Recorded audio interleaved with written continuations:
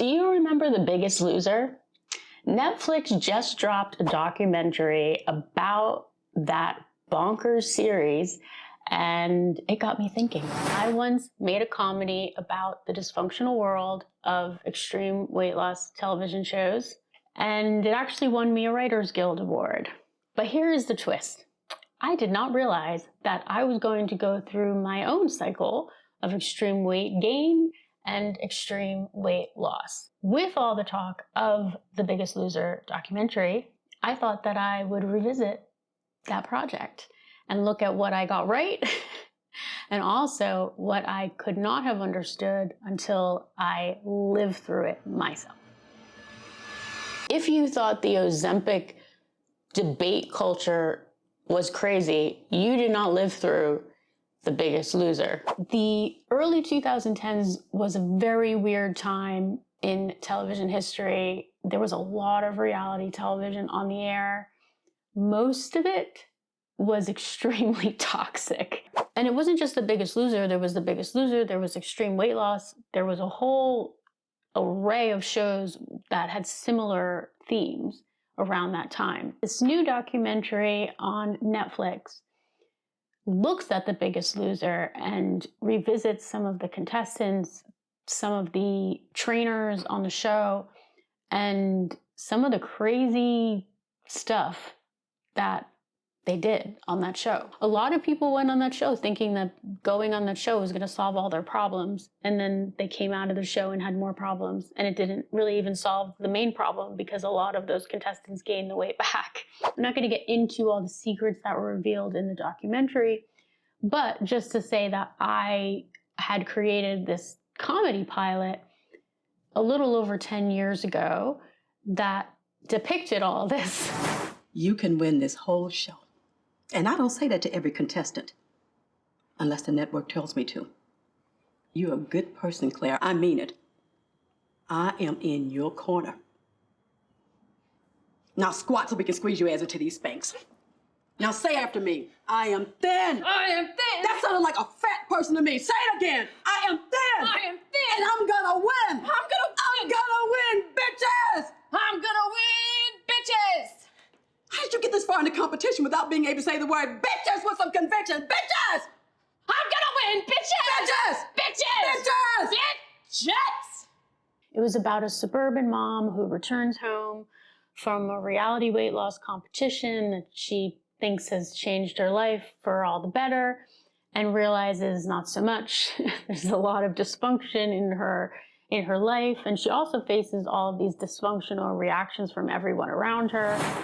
No hugs? Oh, yeah, of course. Hi. You, this is... Whoa. You, come on, guys, hug your mommy. Should we ask for a DNA test or something? No, it's mommy. I mean, all the good parts. A mommy. Whoa. That's not mommy. Oh, come on, Jane, serious? Sweetheart, that's mommy, I think. Because weight doesn't just make you crazy, it brings out everyone else's dysfunctions as well. You're freaking out. I know. You're totally freaking out. I know. This should be so awesome, and maybe I'm in shock or something. Post-traumatic stress disorder. Post-traumatic stress disorder? Yeah. I'm thin, not dead. Could you get me the clothes that I asked you for? Because apparently we can't afford a new wardrobe for me. Doesn't the show take care of stuff like that? No, not unless I win. Seems like they should pay for your clothes. I mean, my office pays for my dry cleaning. Melanie, I just got home. I'm thin. My husband doesn't like my boobs. My kids hate me. I might be losing my house, and I just want some clothes that fit. That's not something you would understand since you've always been the thin sister. Also keep in mind that The Biggest Loser premiered in 2004, and there was a very intense skinny is everything diet culture going on around that time. Come on, Claire. I was gonna bring that whole bag to Goodwill for people in need. I'm in need. It's not gonna fit. Little bit. Zip it.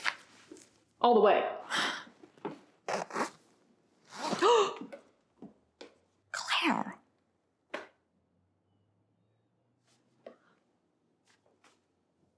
Holy shit. It is a lightning rod. In a lot of people's lives, it is a lightning rod in conversation, particularly on social media.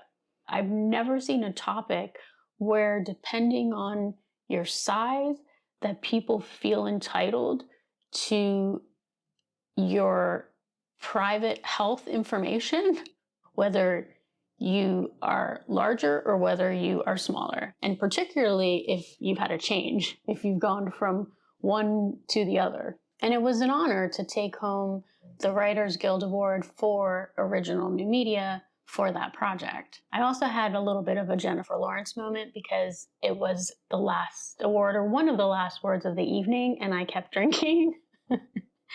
So I was pretty drunk for that speech. So maybe I'll post that at some point.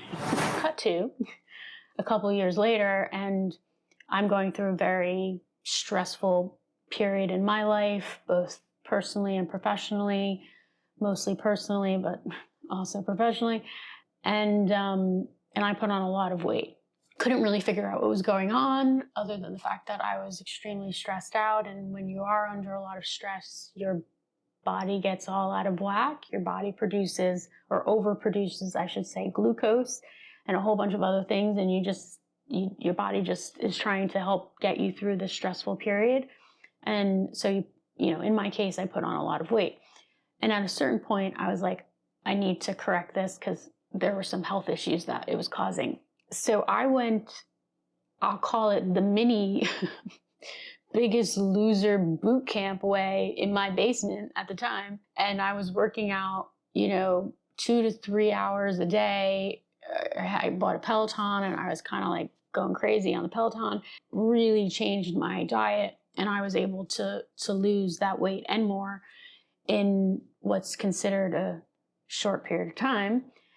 And what you don't realize is that while it solves, in my case, I should say, while it solves certain health issues that I had when I was overweight, it caused other ones, caused new ones, because I lost a lot of weight in a short period of time, what's medically, I guess, considered a short period of time, which gave me a different perspective on the journey of the main character in this show. I think I understood her from an emotional perspective, but I hadn't been through extreme weight loss myself. So I think if I had an opportunity to revisit the show, which I don't know, maybe I will. There seems to be some nostalgia, I guess trauma-based nostalgia for these type of extreme weight loss shows. So maybe I can revisit it. But I think that if I were to revisit it, I would have a different and more nuanced perspective on what she was going through. When I wrote this script, I was writing it from a personal perspective, but a little bit of a different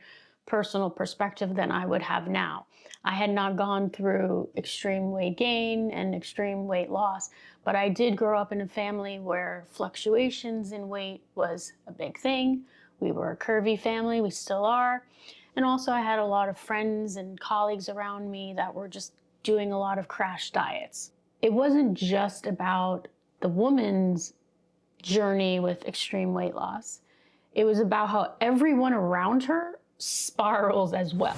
I thought this project was an interesting project to revisit, even though it's scripted, because it taps into something that we're all experiencing as creators now on YouTube, this need to bring our personal storytelling into our content. I want you to think about the issues that matter in your life, the topics that matter in your life, and how you can weave that into your content.